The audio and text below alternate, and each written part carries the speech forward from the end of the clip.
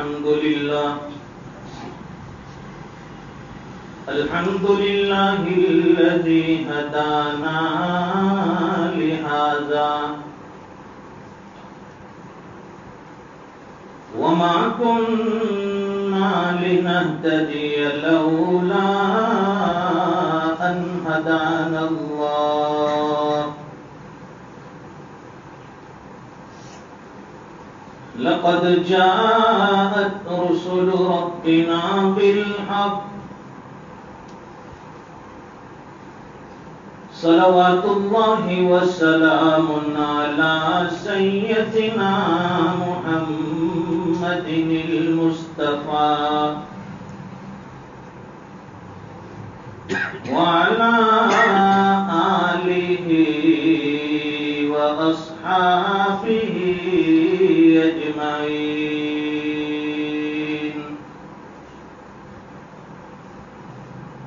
أما بعد فأعوذ بالله من الشيطان الرجيم. بسم الله الرحمن الرحيم.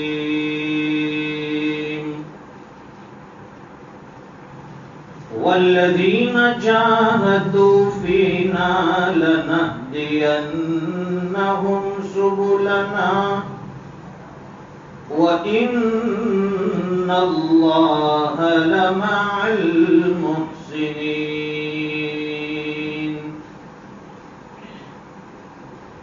صدق الله المولانا العظيم وصدق رسوله النبي الأمي الحبيب الكريم. ونحن على ذلك لمن الشاهدين والشاكرين والحمد لله رب العالمين.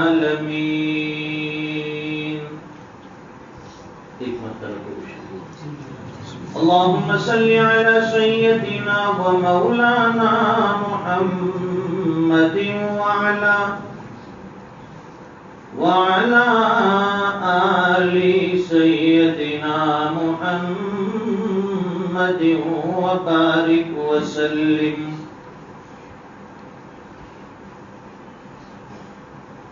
بزرگوں اور دینی بھائیوں،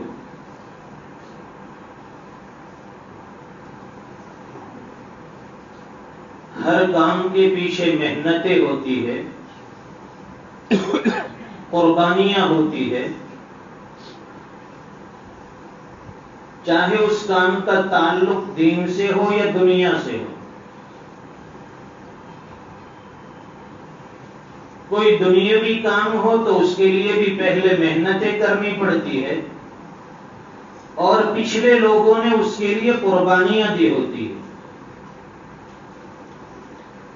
مثال کے طور پر باپ مکان بنا کر چلا جاتا ہے محنتوں کے بعد، قربانیوں کے بعد. ساری زندگی کی پونجی اس مکان کے بنانے میں لگا دیتا ہے اور اس کو استعمال کرنے سے پہلے وہ دنیا سے چلا جاتا ہے، اور اس مکان سے جو فائدہ ملے گا، اس کے اندر جو لوگ رہائش اختیار کریں گے وہ اس کی اولاد ہوگی، اس کے ورثاء ہوں گے. یہ مکان تو بن گیا، لیکن اس مکان کے پیچھے اس میں رہنے والوں کی کوئی محنت نہیں، اس میں رہائش پذیر لوگوں کی کوئی قربانیاں نہیں ہیں، بلکہ یہ قربانیاں پیچھے والے لوگوں نے دی. یہی حال ہے دین کا کہ یہ دین جو 1400 سال کے بعد ہم تک پہنچا ہے، اگر اس دین کے بارے میں ہم سے قیامت کے دن پوچھ لیا گیا کہ بتلائیے تم نے کیا قربانیاں دی، تو ہمارے پاس اس کا کوئی جواب نہیں ہوگا، کیونکہ اس دین کے ہم تک پہنچانے میں جو سلسلہ وار قربانیاں چلی آئی، جناب رسول اللہ صلی اللہ علیہ وسلم کے دور میں جب آپ اس ہدایت کو اور اس دینی سرگرمیوں کو لے کر کھڑے ہوئے تھے، تنے تنہا تھے، اور اس راہ میں آپ نے مشقتیں اٹھائی، محنتیں کی، مجاہدات کیے،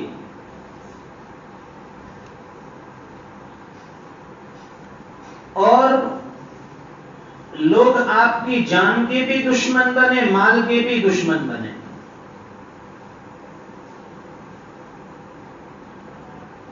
جب مکی زندگی میں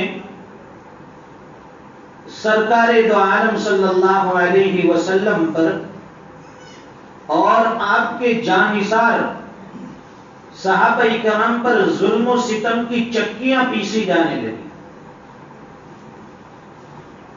تو نبی کریم صلی اللہ علیہ وسلم نے اس امید پر کہ اگر یہ مکہ کے لوگ نہیں مانتے تو چلیے مکہ کے قرب و جوار میں رہنے والے لوگوں تک اس دین کو پہنچاتے، شاید وہ اسے سمجھ لے اور وہ اسلام قبول کر لے۔ نبی کریم صلی اللہ علیہ وسلم اس امید پر طائف کا سفر کرتے ہیں، لیکن وہاں جب پہنچے اور آپ نے ایک اللہ کی بات کی اور دین سمجھانے کی کوشش کی، بجائے یہ کہ وہ آپ کا اکرام کرتے، مہمان کی آؤ بھگت کرتے، وہ بھی آپ کے ساتھ دشمنیوں پر تل گئے اور سرکار کے اوپر پتھر برسائے، جسم مبارک لہو لہان ہوا۔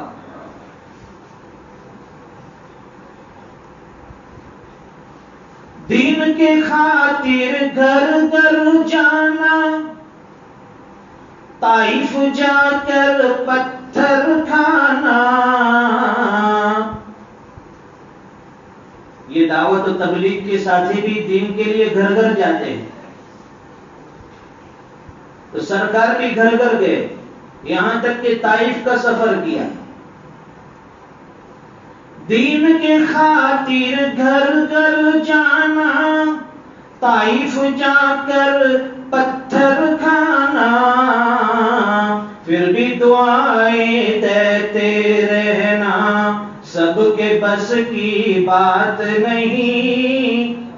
اللہ تعالیٰ کی طرف سے فرشتہ آیا پہاڑوں کی خدمت پر جو مامور تھا، اور اس نے آ کر سرکار کے سامنے درخواست کی کہ اللہ کے حکم سے مجھے بھیجا گیا ہے، اگر آپ صرف حکم دو تو ان طائف والوں کو دونوں پہاڑیوں کے بیچ میں دبا کر ختم کر دیا جائے۔ اگر میں اور آپ ہوتے تو اپنا جذبہ، اپنی دل کی بڑاس نکال لیتے کہ یہ نافرمان ہے، مجھ پر انہوں نے سنگساری کی، مجھ پر پتھر برسائے، ان کا انجام یہی ہے کہ ان کو نیست نابود کر دیا جائے۔ لیکن نبی کریم صلی اللہ علیہ وسلم نے فرمایا کہ میں رحمت للعالمین بنا کر بھیجا گیا ہوں، اگر یہ لوگ ایمان نہیں لائیں گے تو مجھے امید ہے کہ ان کی نسل میں سے اللہ تعالیٰ وہ لوگ پیدا کریں گے جو اس ایمان کو لے کر دنیا میں چلیں گے۔ تو نبی کریم صلی اللہ علیہ وسلم کی قربانی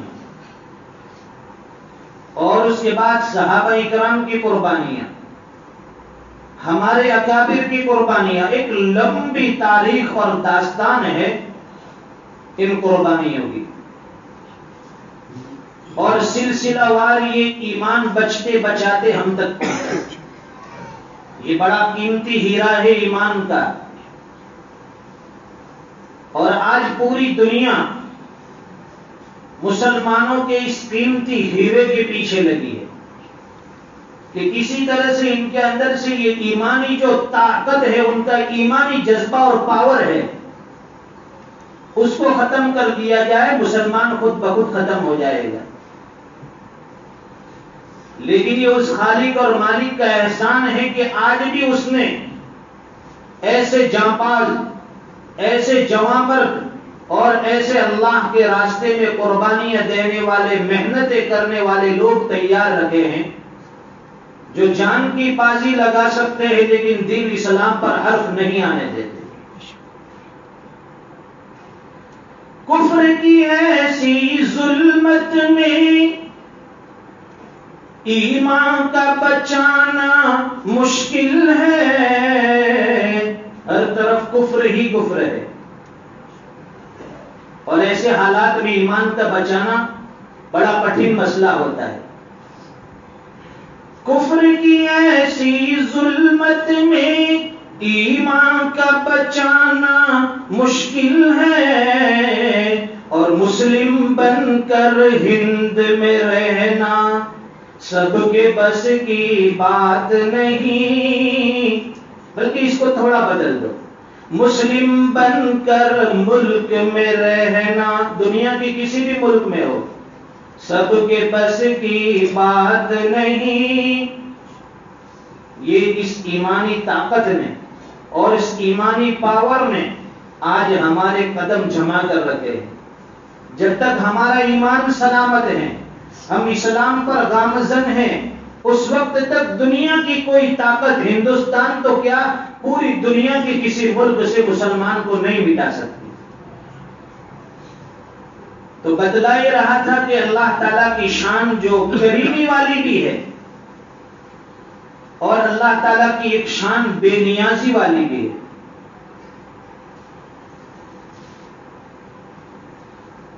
ایک مرتبہ حضرت یوسف علیہ نبی جین علیہ الصلوۃ والسلام کی خدمت میں قحط سالی کے زمانے میں، جس کو ہماری زبان میں دکاڑ کہتے ہیں، بارش آسمان سے نہیں برستی، غلہ پیدا نہیں ہوتا، اور لوگ بھوکے مرتے ہیں، جانور بھوکے مرتے ہیں. حضرت یوسف علیہ السلام کے پاس اس دور میں ایک چھوٹا سا بچہ اناج اور غلہ لینے کے لیے آیا، اور حضرت یوسف علیہ السلام نے اسے جتنا غلہ سب کو ملتا تھا سب کو دیا، اور اسے بھی اتنا ہی دیا. لیکن اس نے حضرت یوسف علیہ السلام کے کان میں کوئی بات کہی، تو حضرت یوسف علیہ السلام نے اسے بہت سارا انعام دیا، اس کا اکرام کیا، غلہ بھی بہت زیادہ دیا. جب وہ غلہ لے کر چلا گیا تو اللہ کی طرف سے وحی آئی، اے میرے پیارے پیغمبر، اے میرے یوسف، تم نے اس بچے کے ساتھ اتنا اکرام کا معاملہ، اتنی عزت کا معاملہ کیوں کیا؟ حضرت یوسف علیہ السلام نے عرض کیا، الہ العالمین، میں نے تو ابتدا میں اس بچے کو وہی دیا جو سب کا حق بنتا تھا، میں نے اسے وہی دیا. لیکن اے مالک ملک، اے خالق کل، اے میرے پروردگار، اس بچے نے مجھے اپنے کان میں ایک بات بتائی کہ میں وہ بچہ ہوں کہ بچپن میں نے آپ کی پاک دامنی کی گواہی دی تھی. حضرت یوسف علیہ السلام نے عرض کیا، الہ العالمین، آج جب یہ بے کس ہو کر، بے سہارا ہو کر مجھ سے کچھ مانگنے کے لیے آیا ہے، تو میں نے اس کے ساتھ اس کے اکرام کا معاملہ کیا، اپنی شان کے مطابق اس کے ساتھ معاملہ کیا.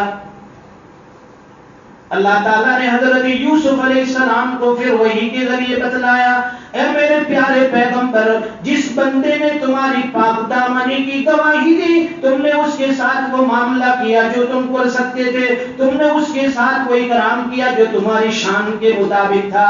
اے میرے پیغمبر، مجھے قسم ہے اپنی عزت و جلال کی، جب میرا بندہ دنیا میں اپنی الوہیت کی گواہی دے گا، میری ربوبیت کی گواہی دے گا، وہ بندہ جب قیامت کے دن میرے سامنے حاضر ہوگا، میں پروردگار اپنی شان کے مطابق اس کے ساتھ معاملہ کروں گا.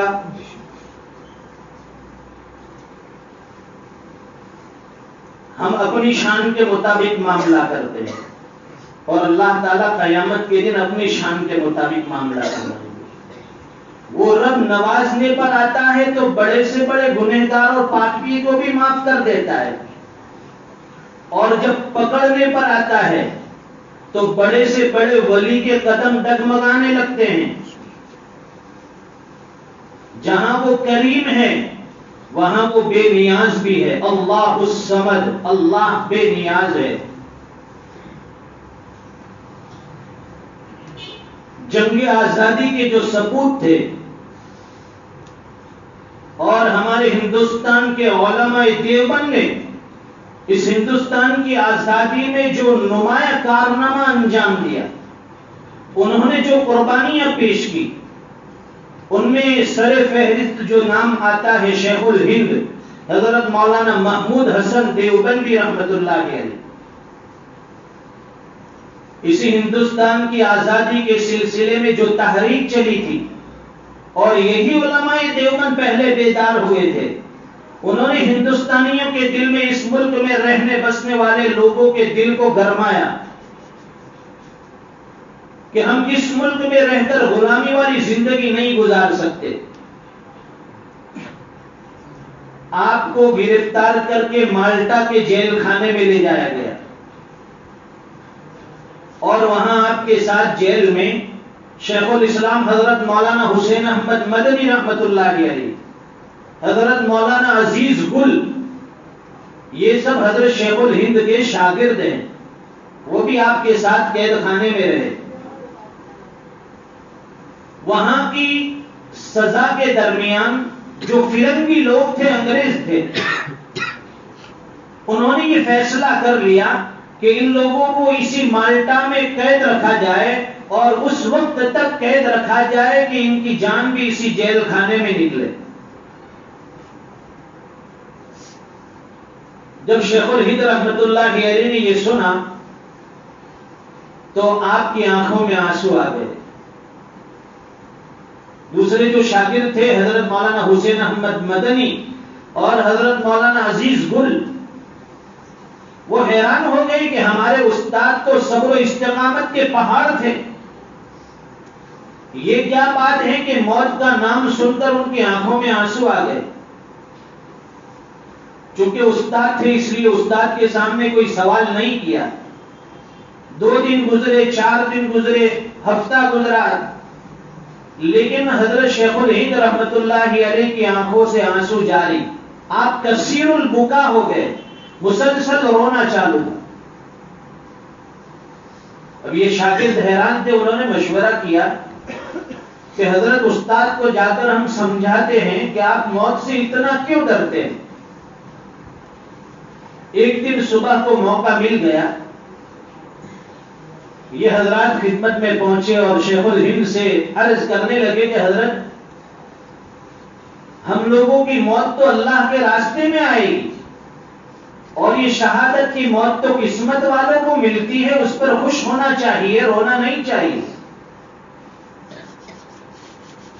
شیخ الہند رحمت اللہ علیہ نے حضرت مولانا عزیز گل کی طرف آنکھ اٹھا کر دیکھا غصے بھری نگاہ میں، اور اس کے بعد فرمایا کہ بات وہ نہیں ہے جو تم سمجھ رہے ہو، میں کوئی موت سے ڈرنے والا نہیں ہوں، میں تو اس لیے ڈرتا ہوں کہ اللہ کی شان بے نیازی کو دیکھ رہا ہوں کہ بعض مرتبہ وہ بندے کی جان بھی لے لیتا ہے اور اسے قبول بھی نہیں کرتا۔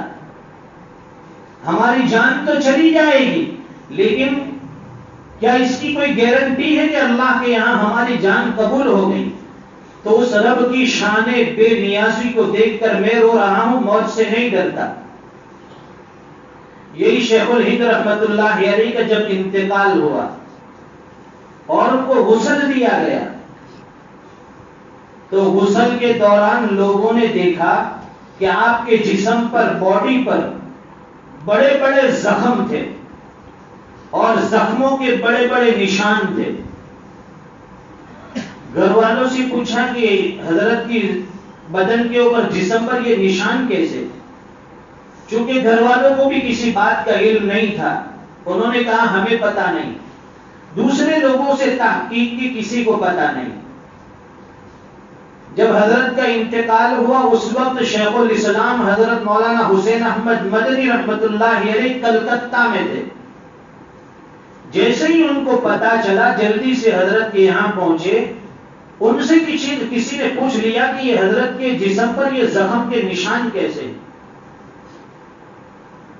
تو حضرت مولانا حسین احمد مدنی رحمت اللہ علیہ کی آنکھوں میں آنسو آ گئے اور فرمانے لگے کہ یہ حضرت استاد کا ایک راز تھا جو انہوں نے زندگی میں بتانے سے منع کیا تھا.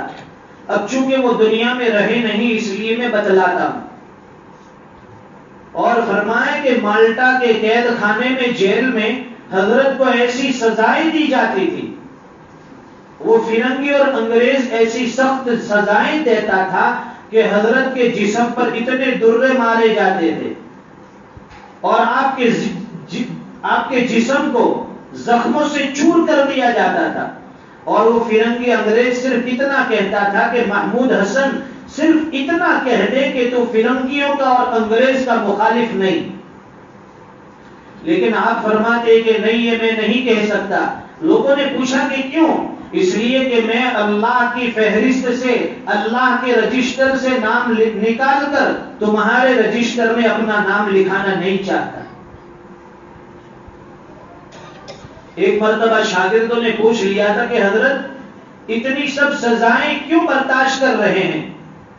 حضرت امام محمد رحمت اللہ علیہ نے کتاب الحیل لکھی ہے. آپ اپنی ذات پر کچھ رحم فرمائیے، کوئی ہیلا بہانہ تلاش کر لیجئے تاکہ سزا سے بچ جائے. حضرت کو غصہ ہے اور جواب دیا، فرمائے کہ تم مجھے ان سزاؤں سے ڈراتے ہو اور موت سے ڈرا رہے ہیں، کوئی ہیلا نکالنے کی ترغیب دے رہے ہیں. فرمائے کہ تم جانتے ہو میں کون ہوں؟ شیخ الہند نے فرمایا کہ میں تو بلال حبشی رضی اللہ تعالیٰ عنہ کا روحانی بیٹا ہوں، جسے مکہ کی سنگریز زمینوں پر گھسیٹا گیا، زبان پر احد احد تھا. میں تو خباب ابن ارد رضی اللہ تعالیٰ عنہ کا روحانی بیٹا ہوں کہ جن کو دہکتے ہوئے انگارے پر لٹایا گیا. میں حضرت سمیہ کا وہ روحانی بیٹا ہوں کہ جانوروں کے پاؤں کے ساتھ ان کے پاؤں باندھ کر مخالف سمت میں دوڑا دیا گیا، جسم کے ٹکڑے ہو گئے. فرمایا میں حضرت امام مالک رحمت اللہ علیہ کا وہ روحانی بیٹا ہوں کہ جن کے چہرے کو سیاہی سے داغ دار کر کے مدینہ کی گلیوں میں گھمایا گیا. میں امام اعظم ابو حنیفہ رحمت اللہ علیہ کا وہ روحانی بیٹا ہوں کہ جیل میں ان کو ایسی سخت سزائیں دی جاتی کہ جیل سے ان کی لاش باہر نکلی. میں امام احمد بن حنبل رحمت اللہ علیہ کا وہ روحانی بیٹا ہوں کہ آپ کے جسم پر اتنے کوڑے مارے گئے کہ اگر یہ کسی ہاتھی پر برسائے جاتے وہ بھی بلک جاتا. میں حضرت مجدد الفیسانی رحمت اللہ علیہ کا وہ روحانی بیٹا ہوں کہ جسے گوالیار کے قلعے میں 2 سال تک قید رکھا گیا. میں شاہ ولی اللہ محدث دہلوی رحمت اللہ علیہ کا وہ روحانی بیٹا ہوں کہ دین کے خاطر جن کے دونوں ہاتھ کلائیوں سے توڑ کر بیکار کر دیے گئے. فرمایا کہ کیا تم مجھے سزاؤں سے اور موت سے ڈراتے ہو؟ یہ مجھے مار کر تھک جائیں گے، سزائیں دے کر تھک جائیں گے، یہ لوگ میرے جسم کو چور چور کر دیں گے، میرے جسم سے جان نکال دیں گے، لیکن دل سے ایمان نہیں نکال سکتے. تو اللہ کی شان کریمی کہ وہ بندے کو نواز بھی دیتا ہے، اور شان بے نیازی یہ ہے کہ وہ قربانیاں لیتا بھی ہے، جان بھی لیتا ہے اور قبول بھی نہیں کرتا. ہمارے پاس تو نہ قربانیاں ہیں اور ہمارے پاس نہ کوئی عبادتیں ہیں. ہم تو دونوں کے بیچ میں ہیں، نہ ادھر کے نہ ادھر کے. پھر ذرا اپنی ذات کے بارے میں سوچئے کہ کل قیامت کے دن اگر ہم سے دین کے بارے میں، اسلام کے بارے میں پوچھ ہو گئی، ہم کیا جواب دیں گے؟ وَالَّذِينَ جَاهَدُوا فِينَا لَنَهْدِيَنَّهُمْ سُبُلَنَا. حق تعالی شان فرماتے ہیں کہ جو ہمارے راستے کی محنت کرے گا، مشقتیں اٹھائے گا، ہم اس کو انگلی پکڑ کر ہدایت کے راستے پر ڈال دیں گے. وَإِنَّ اللَّهَ لَمَعَ الْمُحْسِنِينَ. اللہ تعالیٰ نیکی کرنے والوں کے، بھلائی کرنے والوں کے ساتھ ہیں. اس لیے بتایا کہ یہ دنیا مٹی کی بنی ہے اور سب چیزیں مٹی والی ہیں، ہم بھی مٹی کے بنے ہیں. تو اس خاکی دنیا سے دل لگانے کے بجائے اپنے رب سے دل لگاؤ.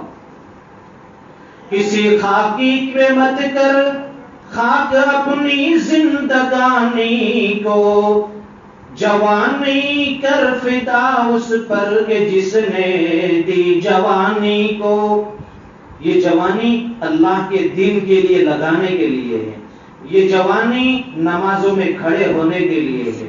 یہ جوانی دین کے لیے قربانی دینے کے لیے ہے. اللہ تعالی ہمیں ان باتوں کے سمجھنے کی توفیق عطا فرمائے، دین کے لیے قربانیاں دینے والا بنائیں. اللہ تعالی ہماری نسلوں میں دین زندہ فرمائیں. اور آج ہمیں دین کی نسبت پر جن لوگوں نے جمع کیا، یہاں حاضر کیا، اللہ تعالیٰ ان کو دارین میں اس کا بہترین بدلہ عطا فرمائیں، اور ان کے لیے آج کا یہ بیان، آج کی یہ بات صدقہ جاریہ بنائیں.